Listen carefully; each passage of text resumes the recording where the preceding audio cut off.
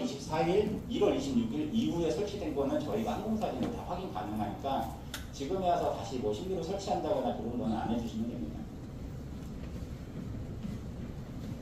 영업손실 보상입니다. 저희가 뭐 여기서 영업을 하고 있는 분들에게도 이제 영업보상이라는 걸 시행을 하고 있고요.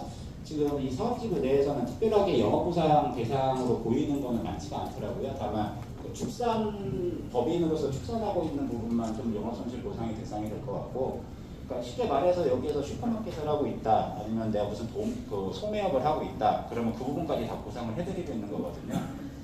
근데 여기에는 제가 볼 때는 특별하게 영업손실은 해당이 없는 걸로 보여집니다.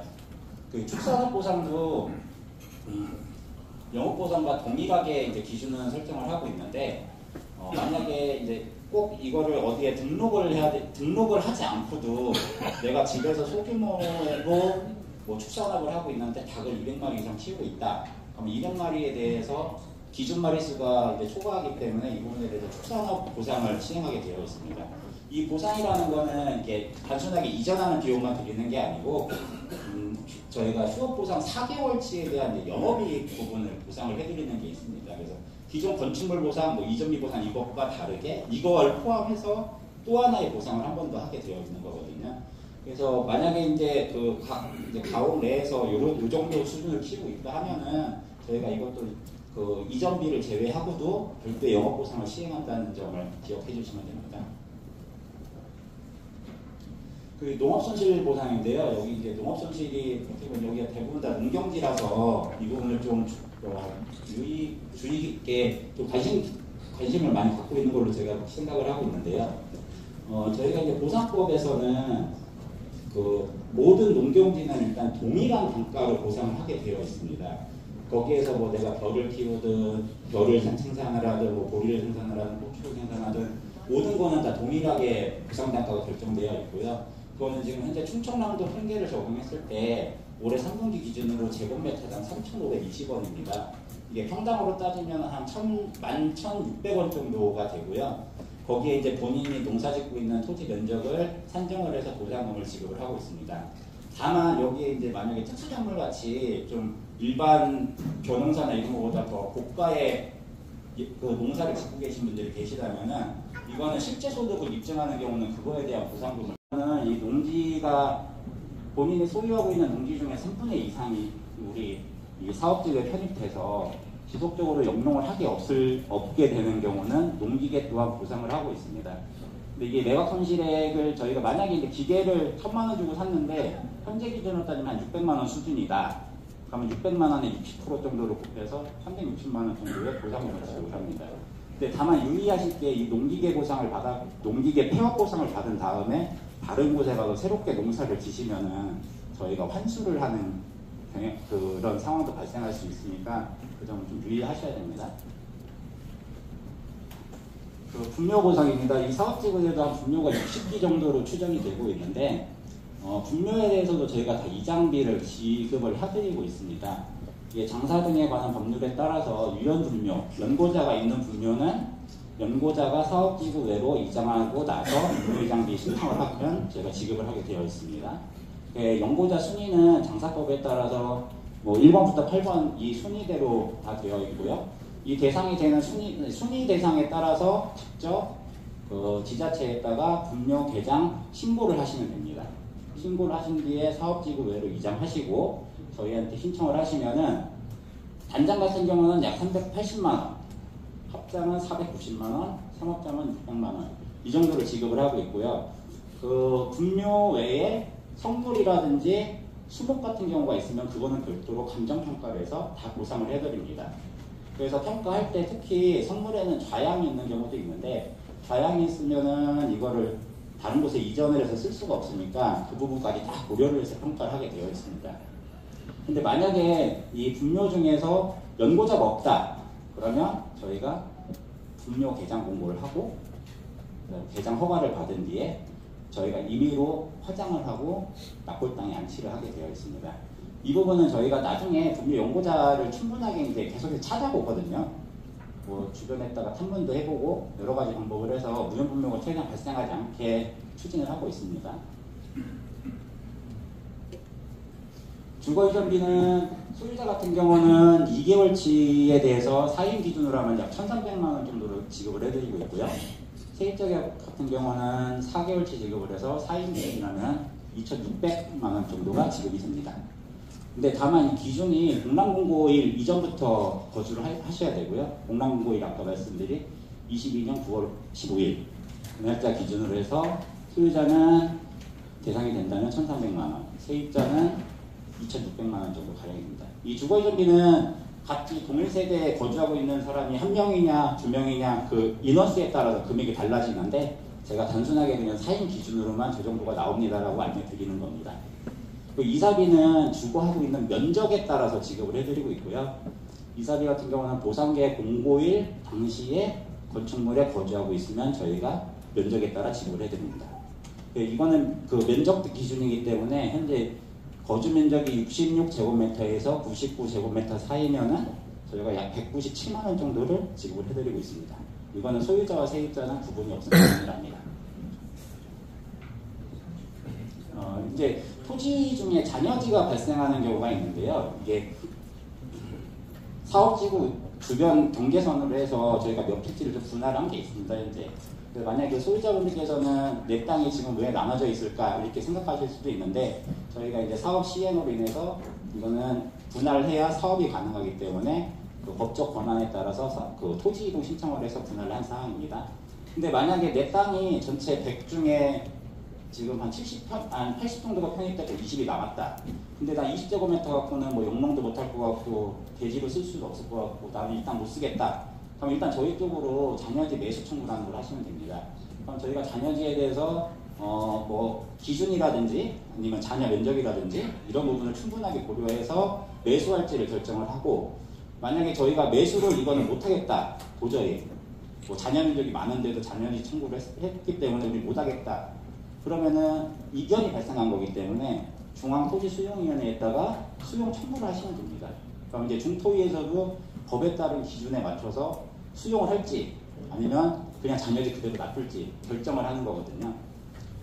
그래서 이제 여기 보시는 것처럼 이제 조건은 본인들이 판단하실 때 대지 면적이 너무 작거나 부정형이거나 이런 경우에 따라서 신청을 하시면 되고 그리고 저희가 이제 판단할 때는 위치, 형상, 뭐 이용 상황 그리고 현재 편입된 면적과 잔여 면적 비율 이런 부분을 전체적으로 고려해서 판단을 하고 있습니다. 이주대책 등입니다. 여기가 한 그 주거용 건축물이 한 20가구 정도 저희가 있는 걸로 추정을 하고 있는데 이주대책 같은 경우는 토지보상법에 따라서 3단계가 공람공고일인 22년 9월 15일 기준으로부터 적법한 건축물을 소유하고 그리고 당해 가옥에서 그 기준이 1년 전부터 계속해서 거주한 분에게는 이주대책을 수립하고 있습니다. 이주대책을 수립하게 되면 어떤 대책을 만들어주냐 저희가 아까 말씀드린 그 단독주택지가 구성이 된다고 했는데 단독주택지를 이제 공급을 해드리는 권리를 드립니다.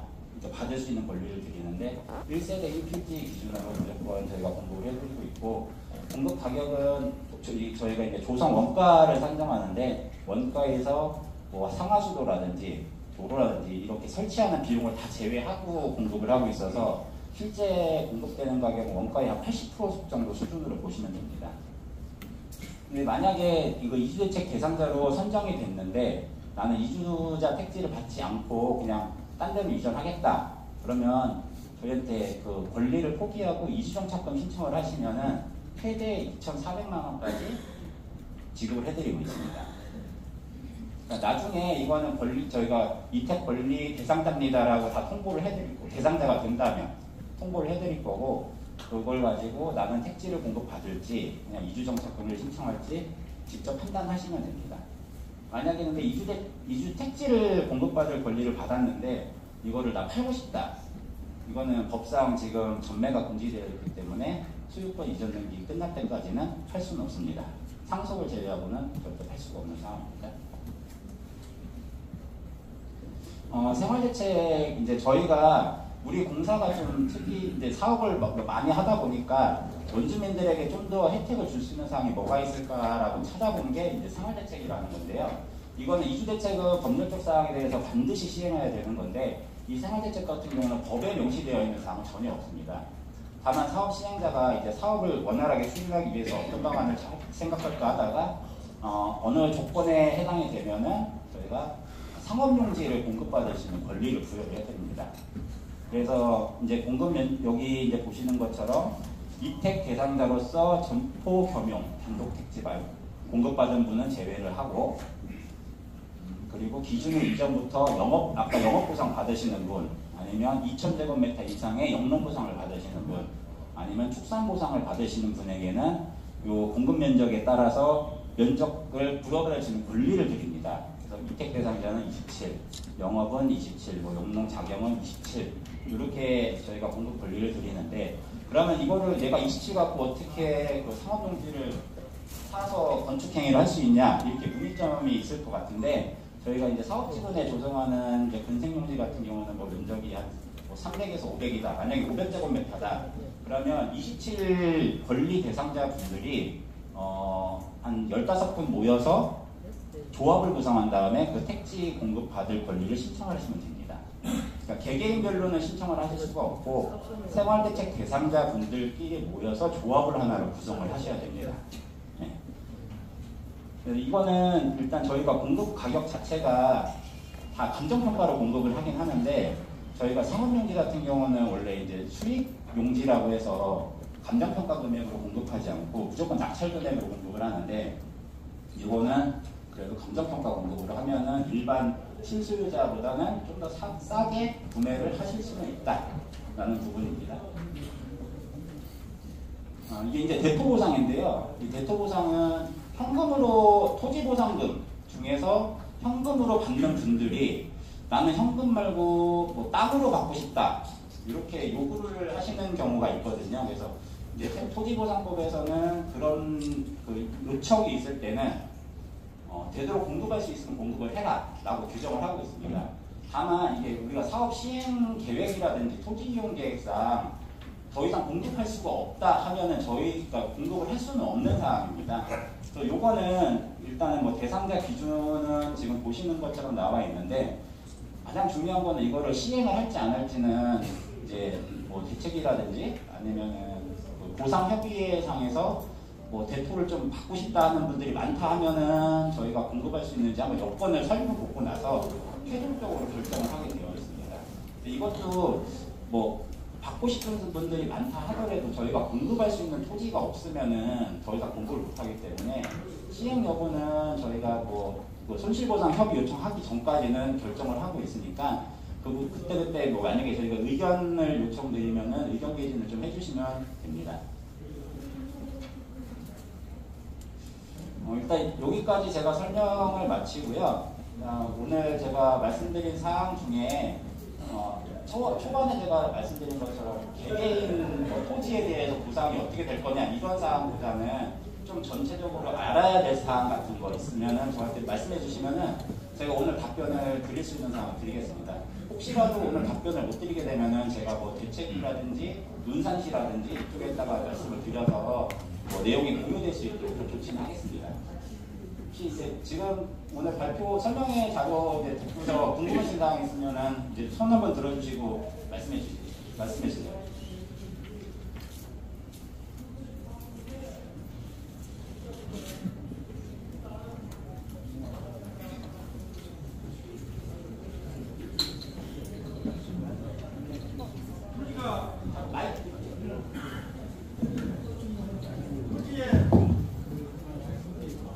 토지에 도로가 돼 있는 경우에는 보상을 어떻게 해요?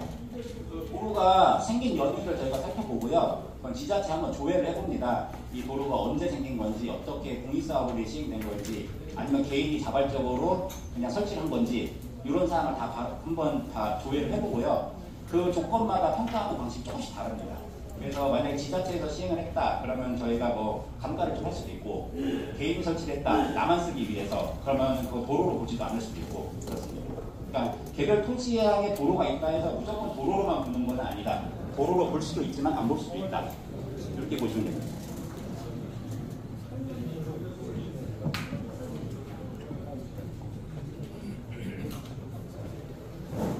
또 다른 분 계시면 손 들어주시면 저희가 마이크를 드리겠습니다.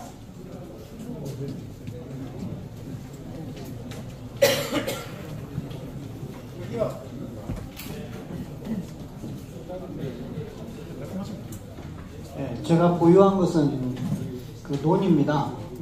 논인데 논 보상은 대충 얼마 정도 가는 건지 알고 싶고요. 두 번째는 제가 초등학교 때 제가 그 논을 소유를 했는데 만약에 그걸 보상을 받는다면 몇 년 기준으로 해서 원가로 이렇게 하는지 여쭤보고 싶습니다.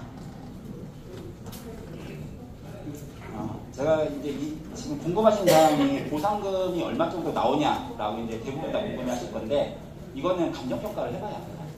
현재 저희가 그 공람 때도 한번 요구하시는 분들이 제가 말씀을 드렸었는데 저희가 토지 보상금과 지자재 보상금은 우리가 산정하는 게 아니고 감정평가사가 산정을 하고 저희 사업 시행자다 아니면 주민들도 솔직히 말씀드리면 평가사한테 가격 얼마로 해달라 이렇게 유도를 하실 수가 없어요, 법적으로. 이거는 완벽하게 평가사의 고유 권한이거든요. 고유 권한이기 때문에 평가사가 직접 현장에 나와서 이게 도로와 어떻게 접해 있는지, 모양이 어떻게 생겼는지, 형상이 어떻게 생겼는지 이런 거를 다 살펴보고서 그걸 토대로 감정평가를 시행을 합니다. 결국에는 그게 완료가 돼야 평가 금액이 어느 정도 나올 걸로 이제 확정이 되는 거고, 그리고 지금 오랫동안 보유하셨다고 해서 원가 기준이 언제냐라고 이제 말씀을 하신 건데, 제가 이 원가라는 그 용어에 대한 이제 정확한 정의를 이제 어떤 의미로 말씀하셨는지 알 수는 없는데, 일단 토지 보상금을 산정을 할 때는 표준지 공시지가 적용 연도가 좀 중요하긴 하거든요. 표준지 공시지가가 올해 걸로 쓸 건지 예전 걸로 쓸 건지 그게 중요한 겁니다. 그래서 내가 언제부터 보유했다고 해서 보유 시점부터 가격을 새롭게 산정하는 건 아닙니다. 평가는. 세금과 관련된. 네? 세금과 관련된 내용이요. 이 세금과 관련된 거는 일단 양도 차익이 발생하면 당연히 양도세는 부과가 될 겁니다. 양도세는. 다만 양도세 같은 경우는 개별적으로 상황 및 취득 연도 조건 다 달라서 저희가 임의로 얼마가 나옵니다라고 말씀을 못 드리고요. 그냥 기본적으로 8년 작용이면은 양도세가 좀 많이 감면된다. 8년 작용이면 양도세가 많이 감면이 된다. 이 정도 수준만 알고 있고, 구체적인 사항은 보상금이 나온 다음에 세무사나 그 세무서에 가서 상담을 받으시는 게 가장 정확합니다. 제가 지금 질문을 드리는 것은 그 토지에 대해서 지금 현재 정확한 금액을 여쭤보고 싶은 건 아니었고요. 지금 현재 주변에 있는 사람들한테 물어보면 거래되는 금액이 한 10만 원 정도 내외가 된다. 그러면은 지금 현재 이 보상 금액이 그거 대비 어느 정도 대충 어바웃 어느 정도 된다, 이 얘기를 듣고 싶었고요. 그 다음에 이제 그것을 현금으로 보상을 받게 되면 원가라는 것은 지금 현재 제가 초등학교 다닐 때 그 논을 산 거니까, 제 명의로 한 거니까 그때 금액하고 지금 금액하고 화폐 가치는 달라지는 거잖아요. 그래서 그게 그 언제 이전에 산 것은 2001년도로 산 걸로 본다, 이런 기준이 아마 있는 걸로 알고 있는데 그걸 여쭤본 겁니다. 일단 양도세 관련된 내용은 제가 여기서 답변을 드릴 수 있는 부분이 솔직히 말하면 많지는 않아요. 왜냐하면 양도세는 여기가 되는 것처럼 개개인별 상황이 다 다르기 때문에 제가 2001년도 그걸 기준으로 한다라는 거를 저는 그 예전부터 제가 2005년부터 보상을 시작을 했는데 그런 기준이 있지는 않았었어요. 예전부터 할 때는. 예전부터 현재까지 올 때 과거에 오래전에 산 거를 2001년 기준으로 산다. 그런 사항은 없었고. 제가 지금 질문한 거에 대해서 지금 잘못 알고 계신 것 같은데, 예를 들어서 세금을 매기려면 45% 정도가 소득세로 이렇게 나가게 되는데, 예를 들어서 그 전에 100원에 샀더라도 지금에 와서는 그 100원에서 200원이 되면은 그 나머지 매도 차익이 100원 정도가 되잖아요. 100원에 대해서 45%를 떼는 게 아니고, 만약에 그 70년대나 아니면은 70년대 이전에 산 것은 금액을 있잖아요. 그 업을 해서 2001년도에 공시지가라든지 이런 걸 그 산정을 하는 그런 부분들이 있는데, 그런 부분들이 어떻게 되는 건지 이걸 여쭤보고 싶었고요. 그 다음에 이제 거기 전문가니까 여기만 지금 사업을 하는 게 아니지 않습니까? 다른 데에서도 논을 수용도 해봤고 뭐 이렇게 계약도 해봤고 했으니까 그런 거 기준으로 했을 때 지금 현재 얼마 정도